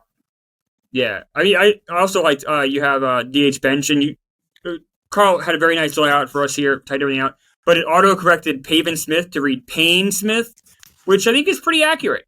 So I'm gonna go with the Rangers here just because Garver's good and everyone else. Tommy Pham's fine too, but Garver's just better, so much better than everybody else. So, like I said, Tommy Pham's decent for sure. But I'll go with the Rangers just because of Garver. I feel is a legitimately scary hitter where everyone else. Like I said, these are not good benches. Yeah, well, we're in agreement there. I also think when it comes to bench, sometimes it's not so much who's on it as much as how the manager uses it. And I think that the way Bochy has utilized his bench in this postseason has been brilliant. There have been games, as good as Evan Carter has been, there have been multiple games in which they started Robbie Grossman instead. And then after the starting pitcher got pulled, they would bring in Evan Carter. So I think, I talked about earlier, I think every guy in this team just knows their role. Garver's had some huge moments here in October. In fact, he's a good hitter, man. I feel like he has been for a while. He goes underappreciated. Really like Tommy Pham. That was a good pickup for the D-backs, but that bench just isn't really deep enough. I don't know how much of a factor either one of these benches are going to be in this series, but I see the Rangers, if they're going to make an impact, definitely on that side of things, will have a greater impact than Arizona. Yeah, I go Texas, Garver. I get pissed off when I see Robbie Grossman in the lineup, especially hitting 3.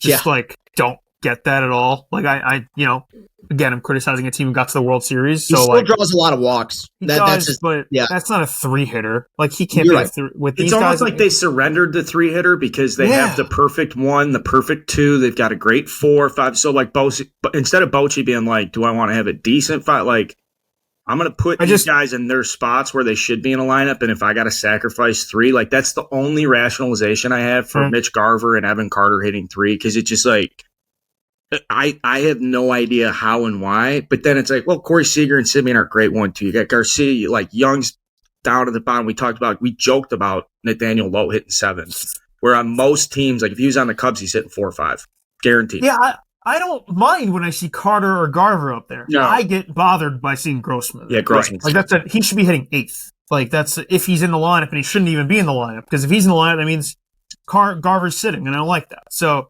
but I would lean Texas here for DH. Do you guys think anyone's going to take now? Dusty Baker had an unusual approach all season, really, where he puts his best players on the bench and he leaves them there. Do you think that any team will have that strategy this offseason? I mean, this World Series. Do you think Dusty had that much control over the lineup or the front office? Yeah, I don't know. I think Dusty was like, if you guys give me the lineup, I think Dusty might have made some concessions where it's like, here's where I draw the line. I'll play the guys you want me to play, but I don't want you guys coming in the clubhouse. I don't want you talking to the players. I don't know. I mean, Dusty Baker's the same guy that wouldn't leave the dugout after being ejected. So I don't know how well he's going to take getting notes from the front office. I don't know. Dusty Baker seems to do his own thing, which is giving him a grand total of 1 World Series in his career. So we celebrated Bruce Bochy, those managers like, I don't care. I'm just going to, this is what I do. This is how I do it. I'll take some advice, put your advice over there in the corner, and somebody else will read it. This is how I manage a team. I don't think Dusty's that way. No. Well, Bruce Bochy's a great manager. That's one big difference between the 2. Plummer hates Dusty Baker. I will say, I feel he like just Dusty retired. You son of a bitch, Clemmer. I like how the game wasn't even over yet and he retired. Yeah, those were sources inside the Athletic. Those were sources inside the Athletic trying to get in front of a story. I'm sure Dusty didn't have those. It's like, this isn't Dusty Baker's first rodeo. Like, he knows how it works. Like, what are we doing here? He's taken every single team to the playoffs. He wins a division championship at literally every single team he's at. And they always the smartest people in baseball who've said the goal at the start of the season should be to win the division. Yeah, I think it's cool too how he had the best player maybe in baseball history and then didn't ever win a World Series with them. That's cool. I got to give him credit. Guys retired in the 7th-inning stretch. I've never seen it happen before. So, Dusty Baker, congratulations. It would have been great if Verducci just went to interview him. Like, hey, how do you feel? Like, who do you have left? When you see Verlander, he goes, "I'm retiring after the game." Yeah. I don't even know what you just said. Like, I'm retiring. This is it. If Dusty Baker had Madison Bumgarner, it was Bruce Bochy throwing complete game shutouts too. Where do we draw the line on that? Well, I think we draw the line when you use Russell Ortiz to annihilate the 2002 World Series. So I think Dusty kind of lost some points on that one, I think. Russ Ortiz or Jason Schmidt, who had a better career as a Giant? Oh, Jason Schmidt. Jason Schmidt. Just keeping everybody in check here, guys. This is the World Series preview show. We're almost done with roster wars. This is much closer than I anticipated. I don't have any arguments against the Rangers. I actually do have one. It's that the Diamondbacks use it more often. We've already introduced the fact that, Pham could be playing, Thomas could not be playing. Mm-hmm. It's Pavin Smith. Hopefully he's not getting at bats. The only thing he can hit is a beach ball over the middle of the plate. But that's really the only credit to the bench is that Lovullo has those guys in a position where they're slightly more prepared to, come in and play, and that's just based on playing time. But it is to the Rangers. The Rangers have better bats. Mm-hmm. Bullpen. I wrote the names down just so we can say this. We don't have to get into each and every bullpen. I think it's clear off the top that, the Diamondbacks do have a better bullpen, but we're just going to consider Saalfrank. Credit to Clemmer for calling this guy out at the start of the postseason, even though he only had 10 major league innings, because you're seeing him pitch in huge moments. So Clemmer, good job with Saalfrank. Kevin Ginkel, who is Hub's favorite player. Paul Sewald, who the Diamondbacks traded for at the deadline. Josh Rojas and two minor league prospects. Joe Manaply, who started the bullpen game. Ryan Thompson, who got released by the Tampa Rays in August and immediately signed by the Diamondbacks and has been unhittable since signing with the Diamondbacks. And then a funky righty, Miguel Castro. A funky righty. That's the bullpen for the Diamondbacks. And then we've got Spraz, Leclerc, who's electric, Aroldis Chapman, and then a couple converted starters, Martin Perez, Andrew Heaney, Dane Dunning. So like I said, this is very clear to the Diamondbacks, but I want to open up the conversation. Clemmer, where does your head go when we talk about bullpens with this? Yeah, I mean, it's just clearly the Diamondbacks, and it's because of Sewald and Ginkgo, really, and Mantiply. Having those guys has made all the difference in the world. And that's exactly what you need in the postseason, having those shutdown guys. We saw the Yankees probably most efficiently use it between 96 and 2000 when they went on their run. They had obviously Mariano Rivera. Everyone talks about that. They also had guys like Jeff Nelson, Mike Stanton. Those guys were getting key outs game after game, year after year, postseason win after postseason. There's a reason those guys have many rings. And that's why. That's how you win the postseason, have a really good, tight end of the game that won't give it away, where I don't trust that Rangers bullpen at all. I like Jose Leclerc stuff. It's really good, but I don't trust him. I don't trust Chapman at all. Obviously, no one can. I mean, people who live with him shouldn't trust him. He might shoot you. So there's a lot going on with that bullpen. I'm gonna lean toward heavily toward the Diamondbacks. Yeah, I'm going D-backs. So Ginkel threw one of the most dominant innings I've ever seen in the eighth last night. I mean, that slider was just dying. It was bouncing in front of home plate, and guys were chasing it. Him and Sewald have been godsends the back end of that pen. A lot of confidence. Now, I mean, they're obviously high leverage innings, but not a whole lot of stress either. A lot of get in, get out quickly. That's a luxury, especially if you're a fan. So, yeah, I think the Rangers bullpen has found a way outside of that game 5 to be stable in October. But I would say in terms of the position groups, this is outside of shortstop, maybe this is like the biggest discrepancy I feel like between the two. Like the Diamondbacks bullpen is noticeably better than the Rangers. Took the words right out of my mouth. I was going to say that this is just as big of an advantage as Seager is for Texas at short. And unlike the Phillies, who I'm going to, I had to fight with a few Philly fans, be like, oh, I couldn't get anything out of those people. I couldn't get an inch of how the Diamondbacks had one advantage over the Phillies. This is a clear advantage. This is the Texas Rangers bullpen isn't good, and they're almost like a ticking time bomb.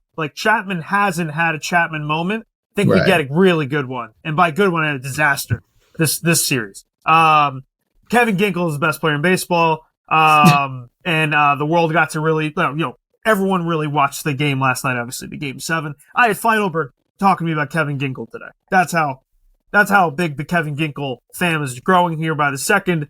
He's electric. I hope he drank 100 beers after Game 7. Looks like a guy who could put down a ton. But yeah, the D-backs pen is a giant advantage, and I think it's going to be what wins the World Series.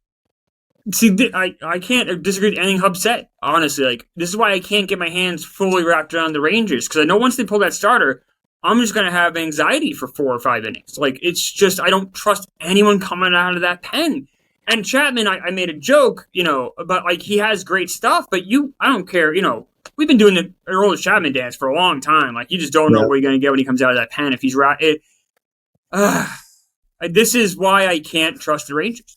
I'll say this too. The Game 4 situation strongly favors Arizona. Good point. I don't know what the fuck Texas. They're going to need prayers out of Dunning and Haney to give them length, and if they don't, if Haney is anywhere close to what he fucking did last series, then they're in a really, really bad spot for Game 4. Whereas Arizona is like, we fucking just did this and we dominated. It was like this is our bread and butter here. So I think it really, really, really is a big, big advantage for Arizona. Yeah, the Rangers were benefactors of a really bad Framber Valdez start, seeing Christian Javier flat the second time through, some defensive miscues. They obviously put a huge hurting on the Astros pitching staff, but to the extent that the Rangers bullpen was really challenged towards the later innings in that series, I just don't really know. I think the Rangers are coming into this. If it was like a fight, they're coming in fresh and healthy and rested, where the Diamondbacks have just battle, grind. To the first game of this playoffs when they were down 3-0 against Corbin Burns on the road. And they just keep coming back and battling back. They probably have four, if you were to rank the 5 best relievers in the series, 4 of them are probably Arizona Diamondbacks. And they did it. Yes, do you disagree? Okay. But they have the best long relief. Arizona's long relief has a guy, Slade Ciccone, which in our chat has become kind of a joke. Because I said that he was going to pitch. I assumed he would be the main starter in that Game 4. They didn't use him at all. He's had 2 innings, all postseason. If things go awry, I don't know who the Diamondbacks. They're not good. Like Haney is not a guy I'm like, hell yeah, you're getting the ball. But he's better than Slade Ciccone. He is, but Haney is more like, we know Haney is going to be a factor in the series because in Game 4 they're going to need him. We don't know Arizona is going to need to go to that. Like, I know Haney is going to be a Game 4 impact player, one way, positive or negative. There's going to be a big amount of outs and game on him. I don't know if Arizona's going to need to go there. I was hoping Bochy would use Martin Perez more because he has bullpen experience. I was kind of hoping we'd see him more of like an X factor, but they've gone away from him. I'm sure there's a very valid reason. They don't trust him. He hasn't had a particularly good year. But I thought that might be someone who you might see them use more, but they just haven't. So I'm guessing they won't. I would use him over Haney in fucking a heartbeat. I still like Dane Dunning. I mean, maybe I'm... That's fine. Dane Dunning, I think Haney is a disaster, and I would absolutely use Perez. Dunning, 2 innings short, no problem. Yeah. Yeah, Dunning can give you like a 4th and 5th inning if Max Scherzer can't. That's what I'm saying. Yep. Can't really that's do really shit. What you need bridge guys to get to your main guys. But the problem, though, is if you do that in Game 3, then you have even less options in Game 4. That's why having Scherzer start Game 3 is such a liability, because it leads right into Game 4, and now you have to use the bullpen again. That's what's been the Diamondbacks side. Scherzer could completely blow the series for the Rangers. I mean, he really could be the reason why it all falls apart. He goes 3 innings, they just blow the bullpen. They got nobody for that Game 4. And next thing you know, it's 3-1 Phillies, and they got Zach Gallen, Merrill Kelly, and Brandon Pfaadt going the next 3 games. Like, this sets up very well for the Diamondbacks as we do this on paper. Is there any reason as I score this to add 2 points for the bullpen, or do you guys want to make this a single point category? Well, what do we do for Seager? So what we did for Seager, all positions are graded at 1 point. So the infield's worth 4 points, the outfield's 3 points, but those are all individual. The starting pitching's worth 2 points. So okay. I'm trying to figure out, do we want to make the bullpen worth 2 points, or is it worth 1 point? I almost think if it's a bloodbath, like the Seager thing, it should count for 2. Like if something is such an overwhelming difference, it almost should count for 2. You know what? But I think for the bullpen. Thank you. And then I'm going to go back and rescore this when we're done because we have 2 categories left, or I think we have 1 category left. I think it's one category left. And I think the bullpen in the World Series should count for 2. Yeah, it's a big difference. We don't even have a 4th starter. Okay. Yeah. Hey, work in progress, guys. I'm open-minded. Yeah. I did a deep dive on Kevin Ginkel today just to be prepared because I know how much Hubs loves him, and I'd be remiss not to share the following 45 seconds with you guys. Kevin Ginkel, 2016, out of Arizona. He was mostly a reliever, started a little bit in his junior year at Arizona, but they had converted him bullpen when he drafted him. Clearly reliever. He's always had swing and miss stuff. He's got a filthy slider that falls off the table. The vertical depth on his slider is almost like a curveball, but it doesn't have a hump to it. It's just pure gravity. That fucking thing is such a swing and miss pitch. Now it's so good. Kevin Ginkel's issue has always been walks. And at each stop in his career, from one minor league promotion to the next, every time he got promoted a level, his walks per nine would shoot through the roof. He was always striking guys out. But the challenge for him was to be able to command the breaking ball enough for guys to swing at it. And in the lower levels of the minor leagues, guys will swing at fucking anything. And as he's progressed into the big leagues, it truly is it's a beautiful thing to go into the depths of the Kevin Ginkel evolution, because the walks per nine always go up at a level. And then the next year when he starts at that level, so if he gets promoted to AA, they go through the roof. The next year at AA, they're nothing. Then he gets promoted to AAA, they go through the roof. Same thing when he gets to the big leagues. So he started to really find himself. And the reason I say all this is because this trajectory suggests there's another level for Kevin Ginkel to get to. And I think we saw like how dominant and filthy he looked, I think is part of his future long-term consistently, as opposed to he's a great setup guy. He's a nasty reliever, but I think he could be like that X factor for the Diamondbacks where it's game 6, 7 and the announcers are like, one more hitter till they get to Ginkel. And Ginkel's been unhittable, almost to the way Andrew Miller was for a stretch with the Indians. We were like, okay, if they go to him. So I'm a huge Kevin Ginkel fan. He got drafted 3 times. He's from Lakeside, California. Only 4 guys from Lakeside, California high school have made it to the big leagues. He's the most recent one.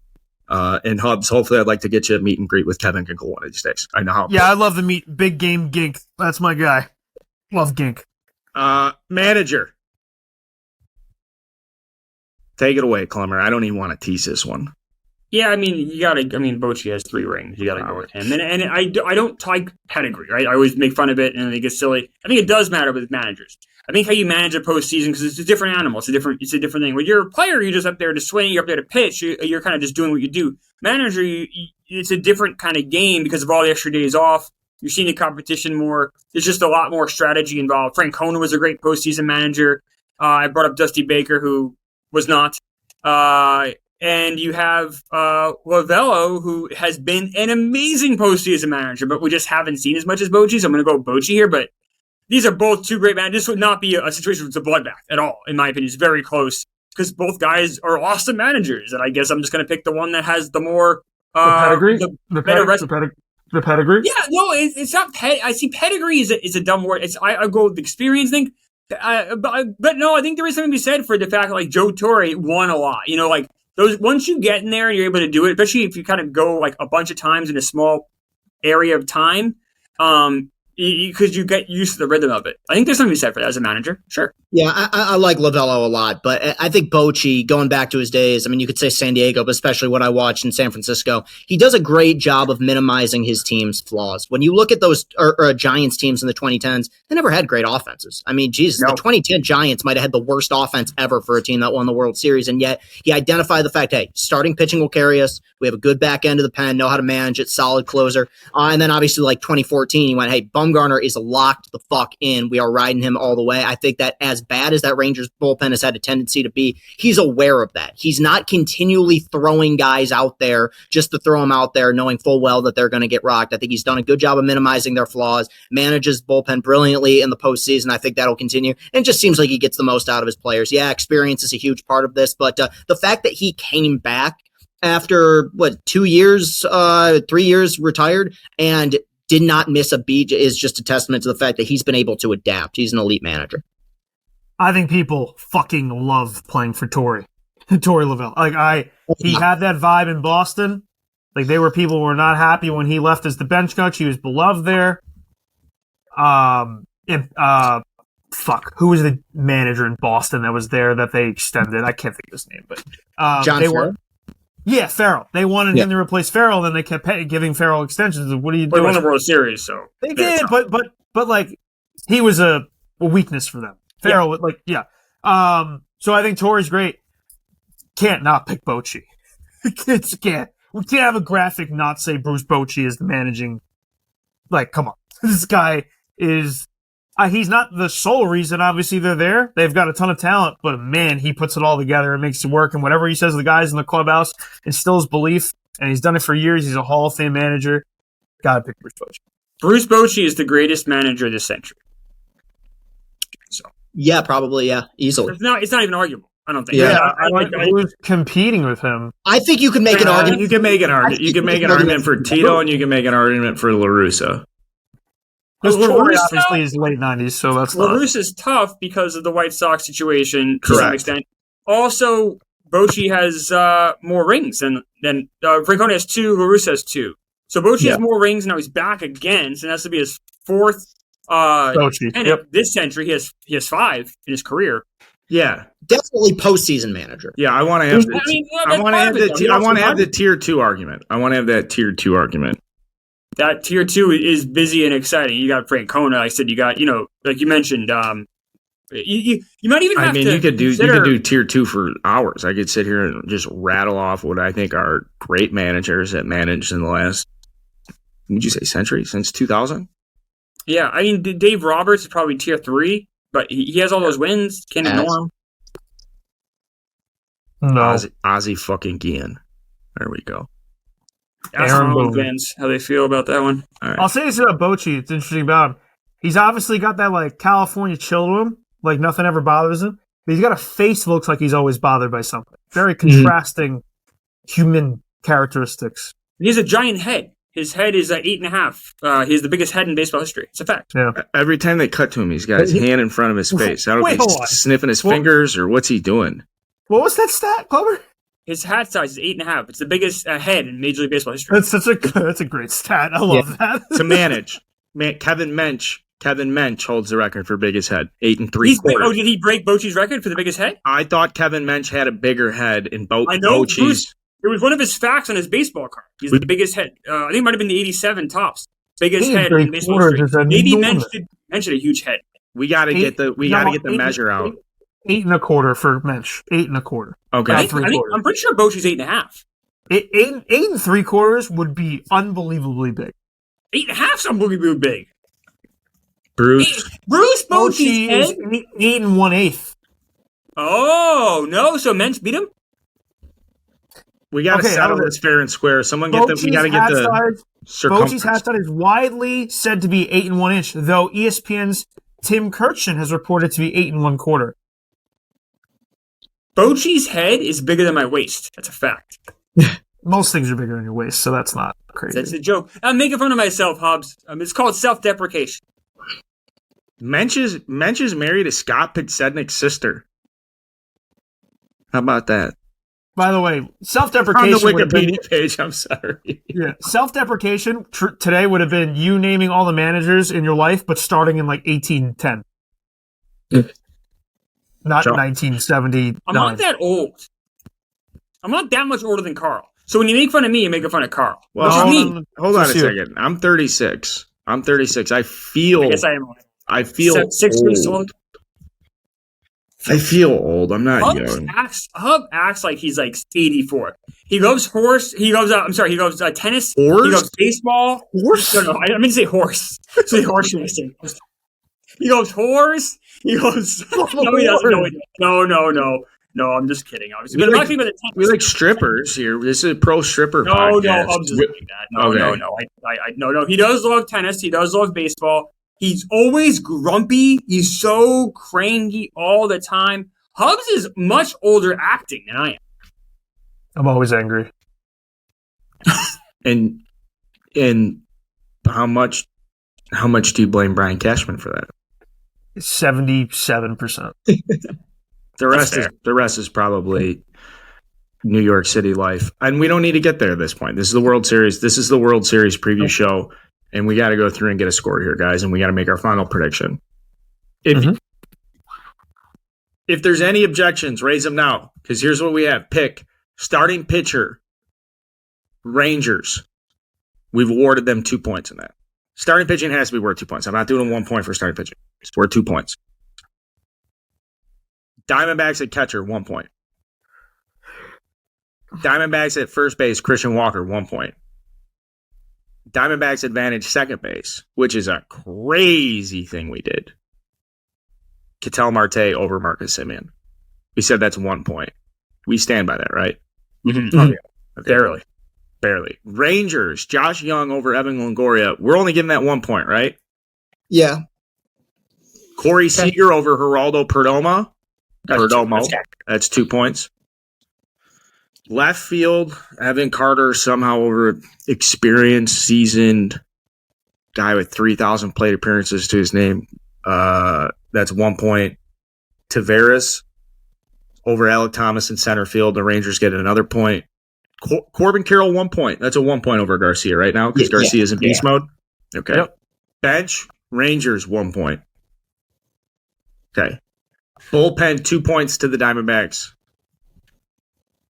Manager, 1 point. We're giving him 1 point. And maybe this time next year, we're talking about Torey Lovullo as one of the great managers. Can you believe what he did with them?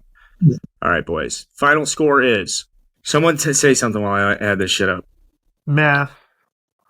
We love math. 9-6. And I might have screwed that up. To who? The Rangers. And that sounds about right, like on paper. Yeah. They are better. That's why Carl going Carter over Gurriel is not, because they win anyway. Let's make it a little close. And it's not like totally unreasonable. Sure, you can make your argument that he's better than Carter, but I'm fine with it. Texas is going to win anyway. It's not like a deciding point. I don't know if Seager should be worth 2 points. He's only one guy in the lineup. Yeah, but there's a discrepancy between him and much Perdomo. better. Yeah. Like the difference between like Simeon and Marte are this close. That's 1 point. That can't be the same 1 point as Correct. Seager. Yeah. Perdomo was an all-star. It's not like he's a moron. It's not like it's Miguel Rojas. No, it's not. But it's Seager. Oh, come on, Carl. What are we doing here? I mean, Seager's so much better. Correct. Like the difference between Carroll and Adolis can't be the same as Seager and Perdomo. We just can't. This is the final score. 9 to the Rangers, 6 to the Diamondbacks. Does this change anybody's opinion?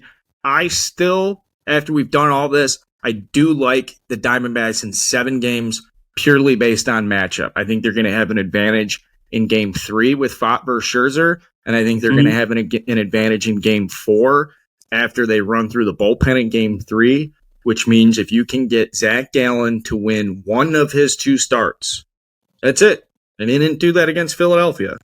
So can Zach Gallen win one of his 2 starts? Then I think now we're talking about the Diamondbacks being a favorite in the series. And that's why I like him in 7 games. I do think the Rangers are more talented. Clemmer, how would you summarize it? Maybe the Diamondbacks, just because that line of plus 140 is so enticing to me. I really don't know. I don't know. I honestly was hoping for 7 games. I know it sounds cliche and boring, but I don't know. This is very close. This is about as. This is great. This is very close. I'm very excited. You guys, Hubs and Castellani, you guys are both on the Rangers? Yeah, I originally had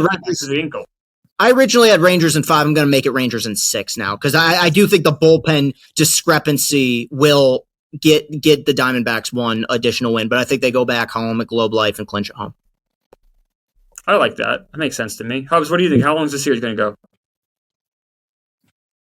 Zona in 6. And then we all get to say at once, hiss. That's kind of fun to do. Hiss. Man, I'm glad we're in a good mood. This is a long show. We went 45 minutes longer than anticipated in the green room. So thank you guys very much. What's up, Hubs? Be on the lookout for another Fott Tuesday coming up. I don't know how the matchups work, but if he pitches on a Tuesday, Rangers have no chance. He won't be on a Monday. Then forget what I just said. But Fat Tuesday, that was a thing. That something happened there. He might pitch on Saturday. That's not Tuesday. Game 7. That's not Tuesday. Fat Saturday. Imagine a great storm happens and it pushes everything back and he's somehow pitch on Tuesday. No, I like the Snakes, man. I got snake fever. I think that bullpen is such a big strength for them. I think their offense is just clicking and being balanced at the right time, and we'll see what happens. I think Eovaldi and Monty are really formidable 1-2 to throw at them. After that, my God, Max Scherzer, they better really hope that they're up 2-0 before he pitches. Fuck this. I'm going to go with the Diamondbacks. I don't want to sit and watch the Rangers bullpen. I don't want to sit and watch Max Scherzer. I don't want Jacob deGrom to get a ring. I feel bad for Rangers fans that never won anything. I'm going to go Diamondbacks. I need a roll this chap to blow a game in. I don't want to root for him either. Like, let's go Diamondbacks. Fuck it. Do you think there's any chance Max retires? No. He will not, Chris. A part of that trade agreement he had. Oh, that's right. He had to opt in. Yeah. He just rushed himself back from injury to pitch 3 innings in the ALCS. Like, he's not going anywhere. They're gonna have to like ban the players' union is gonna have to like kick him out. Yeah. Maybe that's a stretch. Well, isn't he like the head of the players' union? Yes, that's why I said that. Yeah. The players' union. He'll be back next year for sure. He's got 40 million reasons to come back. Yeah, good point. My MVP is Christian Walker. I like that pick, Carl. My MVP is Christian Walker. I think they're like, we can't let Marte, we can't let Corbin Carroll beat us. This is the only way that lineup scores 5 runs. And those guys are just going to be on first and second all day for Christian Walker. Honestly, though, who knows? Who fucking knows? I know that. Can you see Christian Walker hitting like 4 home runs this series? Too? Yeah. Like, can you just want to see that? Like, it's not that crazy to imagine. He just takes what he can get, and he hasn't really unloaded yet. Like, you can just see he's willing. It's like that old Chris Bryant thing where you're like, dude, I thought you were supposed to hit the ball to the moon. It's like, no, actually, pitches on the outside corner, he'll just hit ground balls to the right fielder. I think maybe he's just like, he has his opportunities. And whether or not he is or not, is not the MVP, he's my X factor for the Diamondbacks. That's the guy. Like, that's a guy. If they win this, we're going to look back and be like, man, he had a big series.